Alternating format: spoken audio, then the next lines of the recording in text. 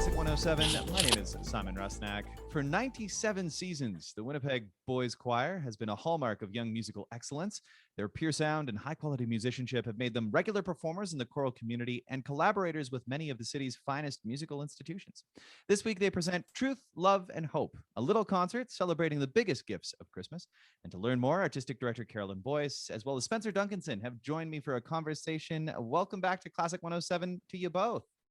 Thank you. Oh, thank you. Well, it's so great to have you both here. And Carolyn, let me start with you. The Winnipeg Boys Choir, WBC, has existed for nearly 100 years now, which is just remarkable. It makes it one of the oldest musical institutions here in the city.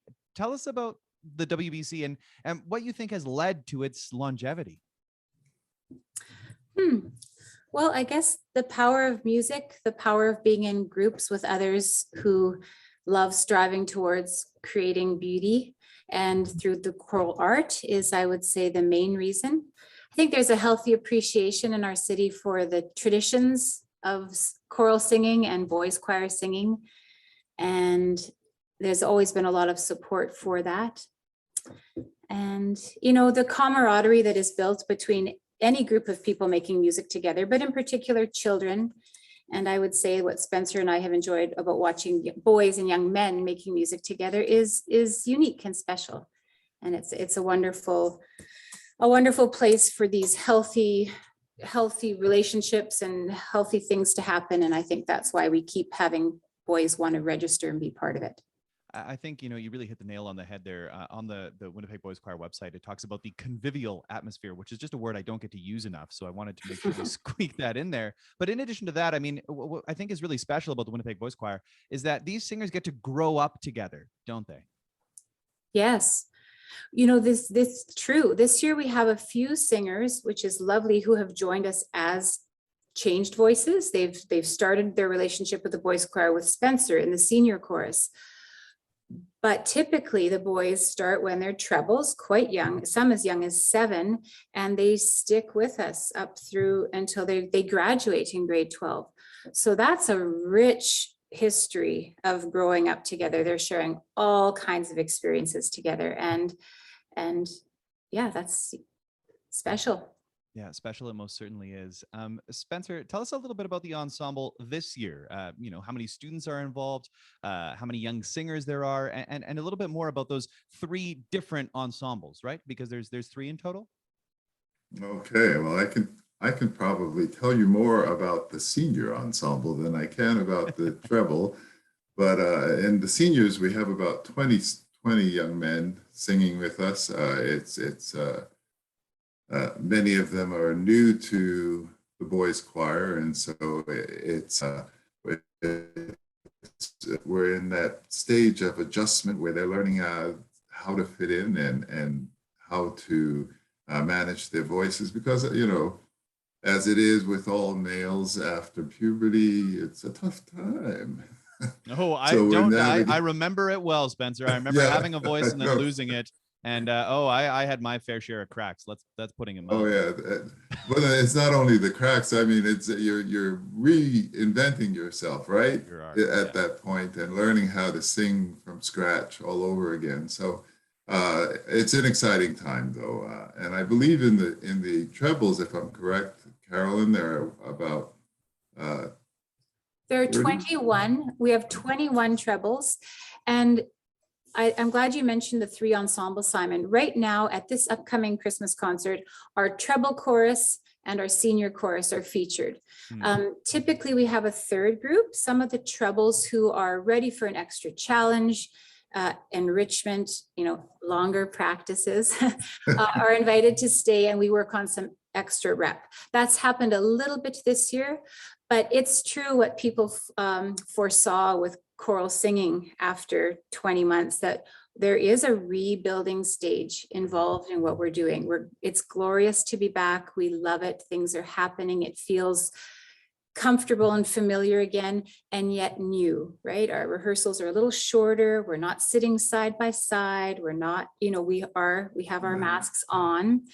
So we don't have the 3rd ensemble, which we would call the chamber treble chorus, up and running now, but the plan is that they will be in January. So at this concert, you'll see our 21 voice treble chorus and about our 20 voice senior chorus singing separate rep, and then coming together gloriously in some massed choir pieces with Tracy Dahl.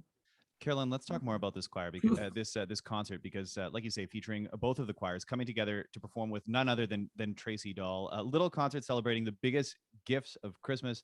Tell us a little bit more about this.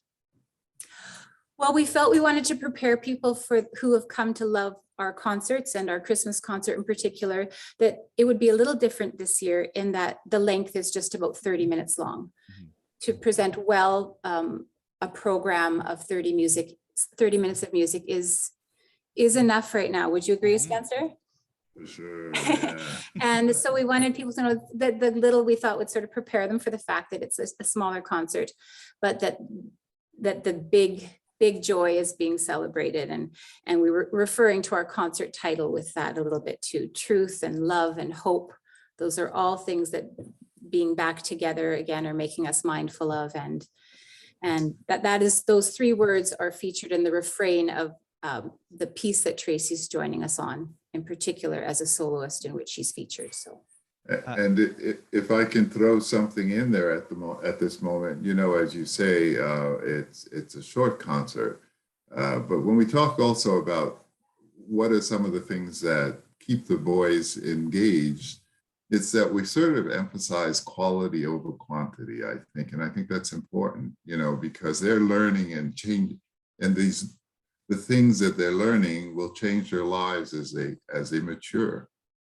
So it's not so much about getting in a lot of music as much as getting quality music, spending quality time, learning how to appreciate the finer things about that music. And it's interesting because the kids will often turn around and tell us, oh no, that music is not of our status. You know, we need to learn something a little more challenging than that. And I think there's something to be said for that aspect that is being transmitted to the boys at the same time. Yeah, you know, expanding that musical foundation and building on it and increasing the difficulty level. Can we talk a little bit more about the music, Carolyn? What can audiences expect to hear tomorrow night? I think people have grown accustomed to a couple of audience carols. So we will be singing "O Come All Ye Faithful" and "Hark the Herald Angels Sing," which will feature the boys and Tracy soaring on the descants. The trebles are singing a new choral arrangement by a young American composer, Elaine Hagenberg. Her setting of William Blake's "The Lamb" is beautiful, and the boys are handling it very well. The favorite, "Do You Hear What I Hear?"